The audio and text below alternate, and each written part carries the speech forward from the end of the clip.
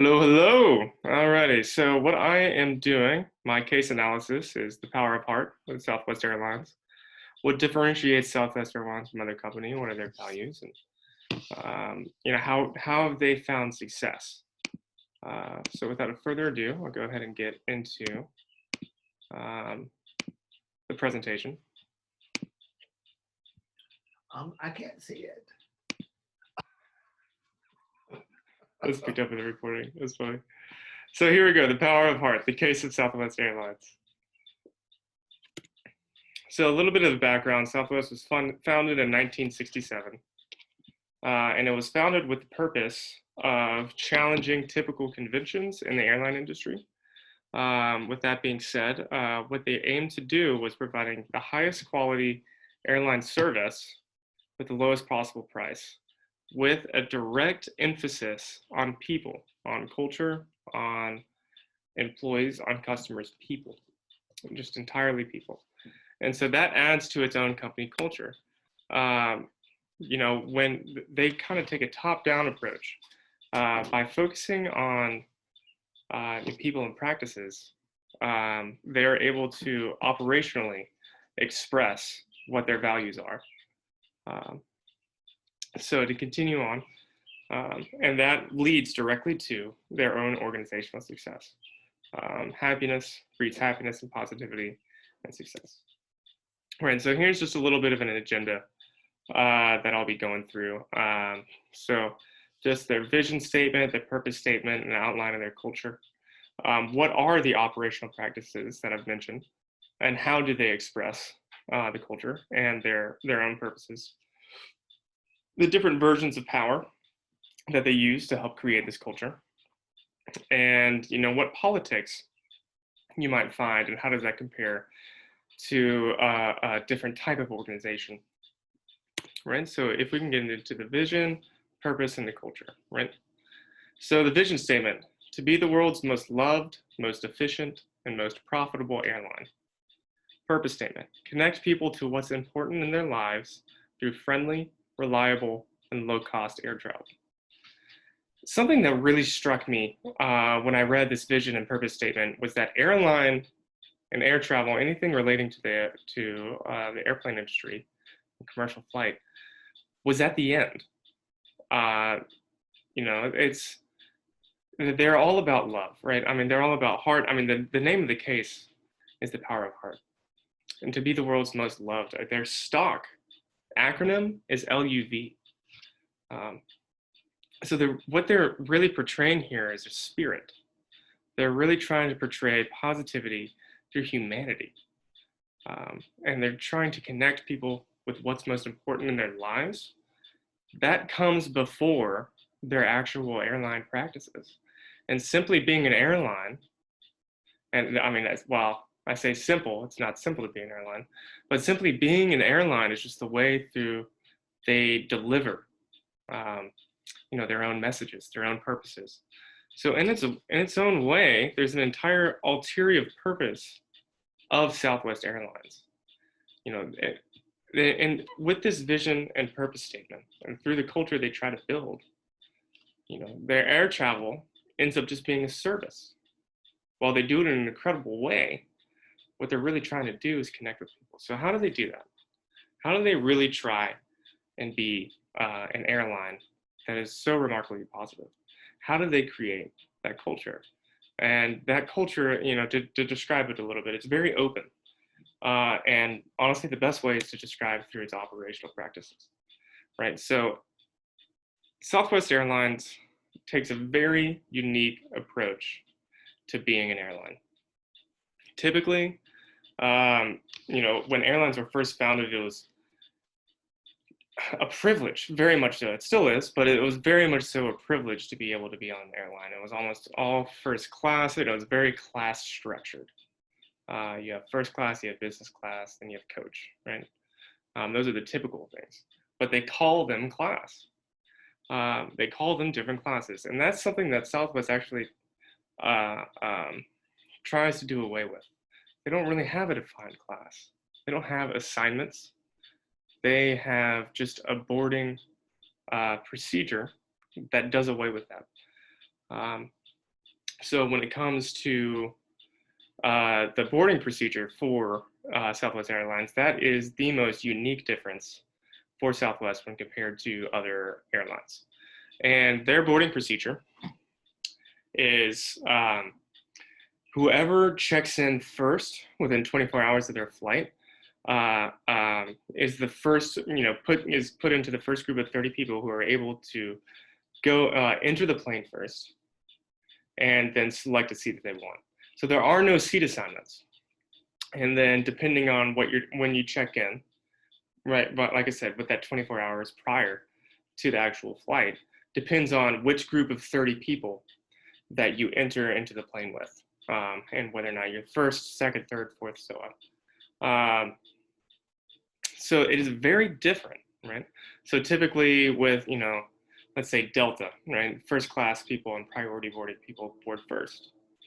And then it's business, and then the Comfort Plus. Comfort Plus may come before business, I'm not sure. That's the way it goes. It's very stratified. And that is not what Southwest believes in. They believe that everybody should be treated fairly with each other.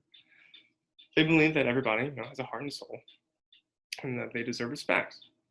And by everybody, I also mean their employees. So to continue, that's the classless flight experience. And so the majority of their other business practices mainly have to do with decreasing their price. So one of the really cool things about Southwest Airlines is that they've modeled all of their refueling and technical practices for maintaining their aircraft when it comes in. They unload the souls and then load the new souls on to be brought to their destination. Is that they've modeled it after Indy 500 pit crews to be as fast and efficient as possible. And so they kind of have a whole NASCAR crew out there tending to the airplanes, and that is just something that is really cool. You don't really hear much about that. I mean, maybe with Formula One races and all that, but how does that doesn't necessarily. That's the only instance that I've ever heard of an airline industry taking practices from competitive driving and racing and incorporating it into their business model. Another thing that they do is that they limit their amenities and their aircraft types. So they really only have a very small selection of aircrafts that they use, or types of aircrafts that they use. And that simply, one, it allows their pit crews to be more specialized, allows their technicians to be more specialized. They're not having to learn about how to maintain and properly tend to a numerous number of different types of aircraft. They can actually be really specialized towards a select few, which even further decreases prices and makes it faster and adds to the customer experience. And they also limit the amenities. So there have been a few things because of COVID. So typically, and as mentioned before, with the prior boarding procedure that I mentioned, that was pre-COVID, and then they actually moved to assignments and have the gaps between seats for COVID. But now they're actually moving back to their original boarding procedure. And same thing with amenities. Southwest is very basic amenities. They don't really offer food too much. And they don't offer alcohol. They mainly offer just soft drinks and maybe some snacks. And so they actually did away with that for COVID, and now they're bringing it back. So correct, right. And so really that outlines many of the operational practices that Southwest brings forward that differentiates it from other airlines.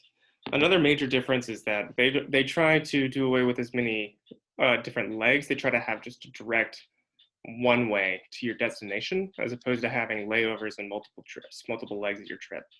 And that really also just decreases the cost. Well, it might increase the cost on the Southwest side, but it adds to the user experience. And once you get into that practice, that decreases the cost because you just have regular legs, regular destinations and paths that you do. So I'm sure initially that they probably took a cost increase. But eventually, once you build those relationships between airlines or between airports, that the cost would decrease. So moving on, exercise of power. So power always typically tends to have a taboo associated. People who use power, who specifically address it and use it, tend to be viewed negatively. In that instance, that is just simply not how power is, and it's not the truth behind it. Power is just simply the ability to influence something. It's simply the ability to actually make a change in your environment. So having a physical power, you can have a physical power over whatever objects you have around you. That doesn't mean that you're going to destroy and break or burn something. It just means that you can change its position, you can do something with it, so that's just a typical example of power, right? So it is vital for businesses to be able to define and properly use the powers with which they have. So Southwest Airlines, they typically take advantage of these three different types of power: referent, expert, and reward, in order to add to their own company culture, to add to the happiness of their employees, and improve the customer experience. So when it comes to referent power is kind of like generating like a likability and a respect between people, whether that's between multiple people, between a group, or two individual people. And so really what happens there is that people become more transparent. They open up more. They're able to talk more about themselves, about what they do and don't like about the company, and also feel more comfortable and more free from scrutiny to offer suggestions about what should be done. So how does Southwest do that? Well, first off, they offer the ability, and this ties in with expert power as well. They offer the ability for their employees to be a part of decision-making processes, whether that's deciding the design of their uniform, or maybe even hiring decisions sometimes. They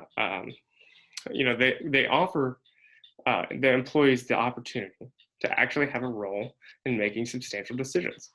But additionally, what is really cool that I thought about Southwest Airlines is that they offer employees the opportunity, I'm sure it's only to select employees, but the opportunity to actually dine with the executive leadership and have a one-on-one conversation. And how often at a company as large as Southwest is any employee across the entire organization able to not only have a conversation with, but actually dine with an executive, someone from the C-suite that really makes the big decisions. So this is beneficial for both sides, for all levels of the company, right? So people who aren't executives, they've just become that much more attached. They become that much more part of the company. They feel like there's so much more valued as they are. It's not enough, and to be tangential, it's not enough to have an employee feel as if they're valued. You must also properly value it, and that is with the reward power as well. That actually gives, really provides an actual value to the employee, and that's through profit sharing. That is through bonuses. Reward is exactly as it sounds. Responsibility increases, promotions.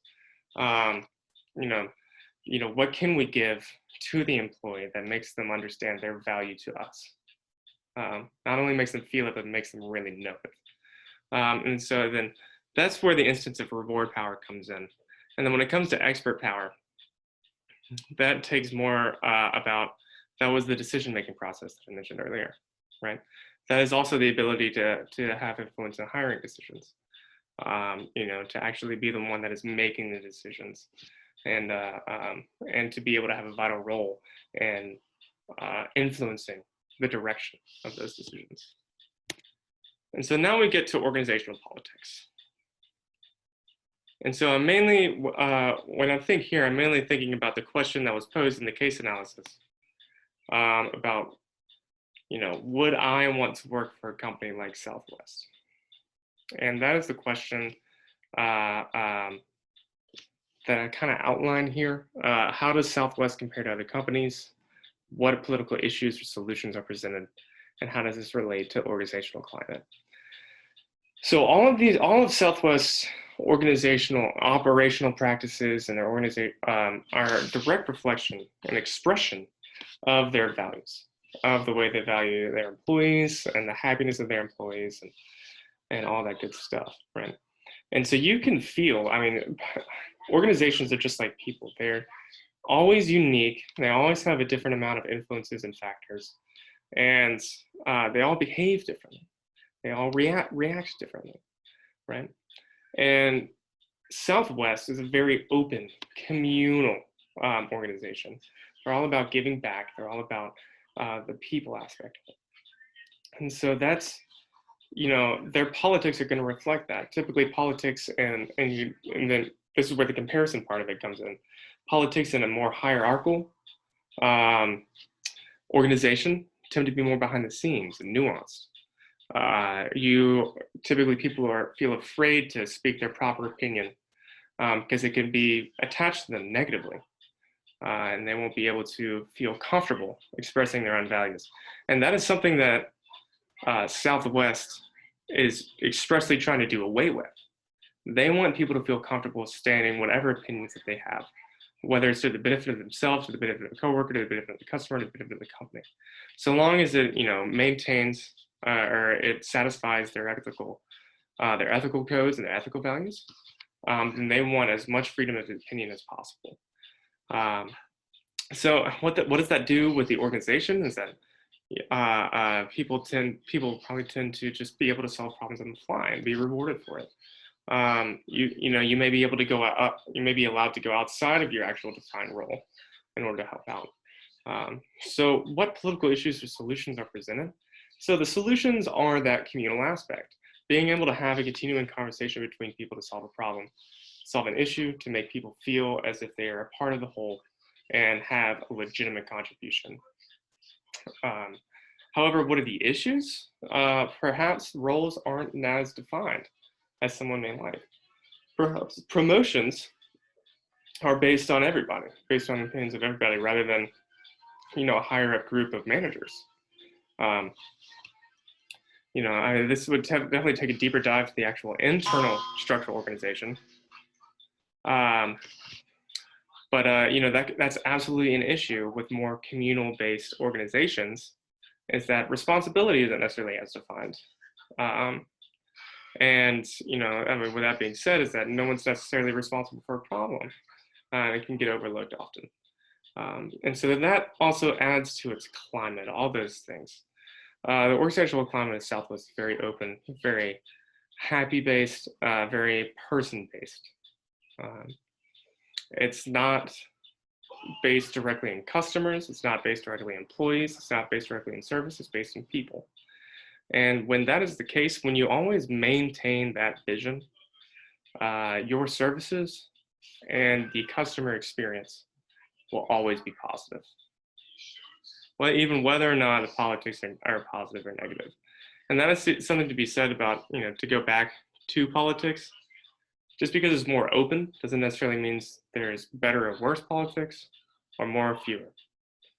However, this is just their way of addressing. As long as the people are what are their focus, then in Southwest eyes, they're doing the right thing. And so that includes my presentation. I'll go ahead and stop sharing. And thank you so much for hearing me out. And I hope everybody has a good rest of their semester and the rest of their graduate career. Thank you.